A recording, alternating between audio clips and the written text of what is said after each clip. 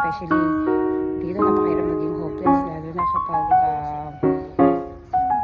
especially during winter time, malamig, na sila matutulog.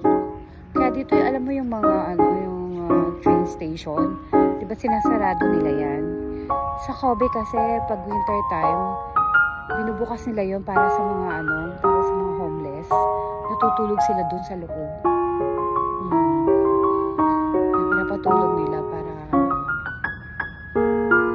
may matulungan, may masilungan.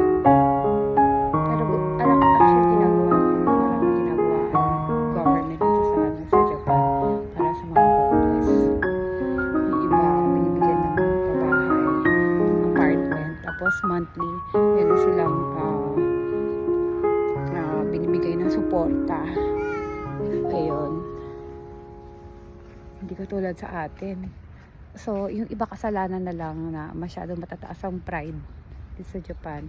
Ayaw nilang asikasuhin yun sa City Hall para karoon sila ng benefits from the government. Kasi mendoksay din kasi talaga, no? Ang dami mga papeles na kailangan. Ayan. Pero meron talaga, lalo na yun sa mga tao nagtatrabaho na ang sweldo nila is hindi sumasapat sa monthly monthly expenses. I-apply mo yun sa sa City Hall. Pero mas maganda kung lalo na yung sa mga sa mga single mother, pwede yun. Yun nga lang, hindi ka pwede magtrabaho sa gabi kasi iba dito sa mga Pilipina or mga Japanese, nagtatrabaho sila sa gabi sa bar.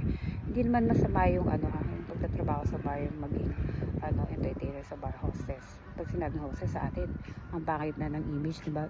Dito hindi talagang i-entertain mo lang sa kakausapin mo sila, pagtitimplahan mo lang ng ng inumin nila, makipag-usap sa kanila, hindi ka babasusin. Nasa sa'yo kung magpapabasos ka. Pero hindi ka babasosin dito.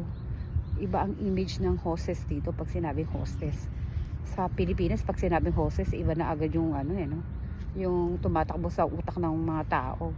Ang feeling or nag-judge ka na, dumi na ng babae na to, sumasama to sa lalaki, nagpapabayad, yung ganyan. Ngayon, parang escort. Hindi ganun dito. Matinong trabaho ang hostess, malaki pa ang sweldo actually.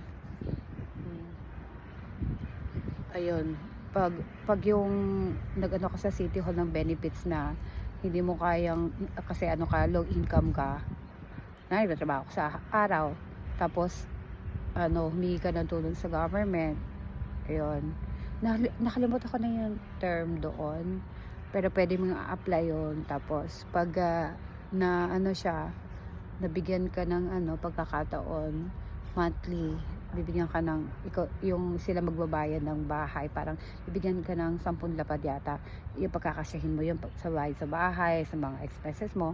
Pero kailangan syempre nagtatrabaho ka, kasi yung pangkain mo dun manggagaling sa trabaho mo.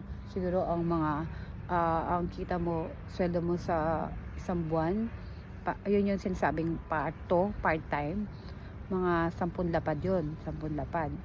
So yung 10 lapad na yun, pangkain mo o anong gusto pang gawin sa sa pera na yun. Yan, bili ka ng kailangan mo, i-treat mo yung sarili mo. Pero meron ka makukuha sa government, yun yung pambayad mo sa bahay. Ayan, tapos pero hindi ka pwede magtrabaho sa gabi.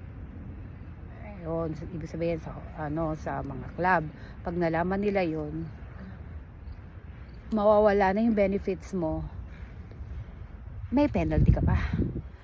Ayun, bakit ka pa magtatrabaho sa gabi? Hindi mo na kailangan kasi meron nang magbabayad. Kaya lang, yun lang, parang nakaka-degrade, no? Pwede mo namang gawin lahat yun. Pwede ka naman magtrabaho ng doble. Talaga, pwede ka maghanap ng magandang trabaho na makakapag-suporta sa monthly expenses mo, kaysa naman umasa ka sa government. Tapos sino ba yung kanino ba galing yung mga pera na yon? 'di ba? Sa amin yung mga nagbabayad ng taxes, doon na pupunta yung mga benefits ng mga low income job. Sa amin yun, ng mga taxpayer. Ayun, tapos syempre parang niloloko nyo kami kung magtatrabaho kayo sa panggabi, di ba? Ang kakapal naman ng books nyo. Mas malaki pa yung sahod nyo kaysa sa amin. Yun lang. Pero dito talaga napakaliit ng percentage na maging ka homeless, kasi ang dami talagang paraan. Ang daming benefits ng Japan. Kaya nga now, lalo na nung nagka-corona, ang daming ang daming nakautang sa City Hall. Ayan, yung Rokujumang, pwede ka mangutang. Tapos monthly, parang binabayaran mo 5,000 something. Meron akong friend na, marami akong kakilala, hindi naman friend, kakilala na nangutang sa government noong kasagsagan ng corona. Sila ng 60 kalapad, tapos hanggang ngayon nagbabayad sila 5 or 6,000 a month. Yun. Tapos yung ako, kasi malaki yung binabayaran ko before sa tax. So nagkaroon ako ng hindi yun utang ha, binigyan ako ng government ng hakumang, na nakakuha ako ng hakumang. Tulong yun. Hindi yun kasi taxpayer ako, di ba? So yun, nagkaroon ako ng 100 kalapad from the government.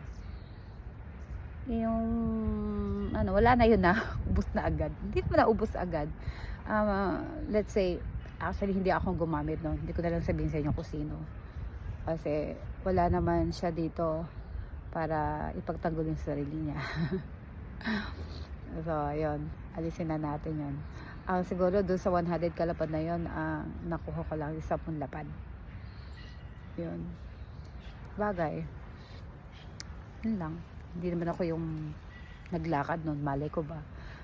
Pwede naman ako maglakad nun, kaya lang mag-struggle pa ako mag-explain sa Japanese, although nakakapagsalita naman ako, o nakakabasa o nakakasulat ng Japanese ng konti, pero struggle yun sa akin yung i-explain mo, ang hirap nun ha.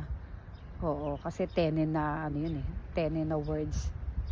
Yung everyday lang yung conversation okay lang sa akin, pero iba na yun yung terms na gagamitin mo para sa mga for business, yung ganyan. Ang hirap. Ayun. Sana bumalik ulit ang economy ng Japan. Ang baba lang yan, di ba? Lahat dati, ang daming taong gusto magtrabaho dito sa Japan. Tapos pag nasa Japan ka, sabihin sa'yo, napakaswerte mo naman, nandiyan ka na sa Japan, pasok mo naman ako, kunin mo ako. Hindi nila alam, napakahirap ngayon ng buhay dito sa Japan. Tapos ang baba ng ang baba ng yen. Ang pang isa, sobrang baba. Before 50 ganyan, ngayon magkano na lang, 40, nagre-range ng 40, 39, 38. Yan, buti na lang hindi na ako nagpapadala. Kasi wala na ako papadala sa Pinas.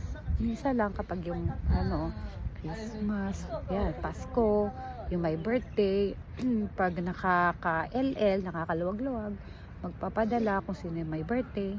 Pero kung hindi naman, walang magagawa. Sorry hindi kasi ganun hindi ganun kaganda yung namin dito, yung aming hanap buhay, yung income. Napakahirap na. Yun. Sana, at alam ko naman naiintindihan ako ng mga kamag-anak ko dyan sa Pinas. Diba? Ayun. Yun lang. Medyo tumatagal na yung usapan natin. Next time ulit. Bye. See you later.